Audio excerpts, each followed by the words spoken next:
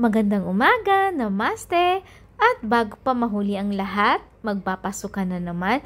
Siguradong hindi naman ako makakapag-upload.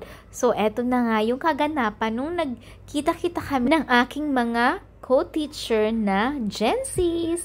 Kasama din syempre si Elsa. Hindi mawawala yan kasi kahit saan pumunta si Mama, kasama dapat siya. At eto, syempre hindi mawawala ang picture-picture. Tuwang-tuwa si Elsa dito sa theme-based na restaurant. At ayan, tingnan mo, para lang silang mga anak ko, mga bata, parang ginawa nilang playground itong restaurant. Ito yung The Coach. Yung para siyang isang cart ng metro station. Ang ganda ng kanilang theme at ang food ay masasabi ko rin napakasarap. Masarap yung pizza and pasta nila.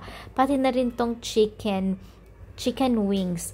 Pasok na pasok sa ating panlasang Pinoy. At si Elsa, hindi talaga siya mapakali. Gusto niya talagang masara itong pinto at talagang naisara niya. Sa bagay, bata nga naman, curious na curious sa lahat ng bagay.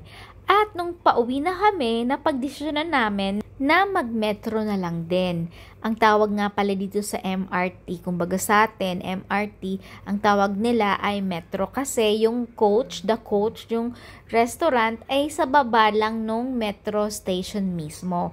At talagang hindi pa ako marunong sa ganito, touchscreen na din sila at digital, kaya nagpatulong na rin ako kay Ahana Ma'am. I-follow nyo din siya, vlogger din siya dito. Ilalagay ko sa comment section ang kanyang link para ma-follow nyo din siya. At eto na yung papasok, para din siyang nasa airport. May nag-scanning yung tawag na to, scanner ng mga bag. Meron din tayo niyan sa Pinas. Tapos, eto na yung kanilang ticket, itatap lang yung resibo, itatap lang siya dito. At ayan, hindi pa gumagana. Inassist na rin siya ng guard. At ang ganda, napaka-organized at napakalinis ng metro station dito sa India. Akala natin, pag sinabi, India, ang dumi. Pero, wag ka, ang linis. At meron din silang abangan, parang yung fence, para hindi talaga walang makuhulog sa railway. Hindi din dito seksikan. Ayan, napakadami pa rin siya ng mga spaces at wala siyang segregation. Halo-halo pa din yung babae, bata, matanda. Okay naman ang sistema dito. At ayan, tuwang-tuwa ang mag-ina kasi mga first timer ng metro dito sa India. Pero sa Pinas, hasang-hasa tayo at eto yun. Ang luwag-luwag, ang linis-linis at very smooth lang ang pagpupunta.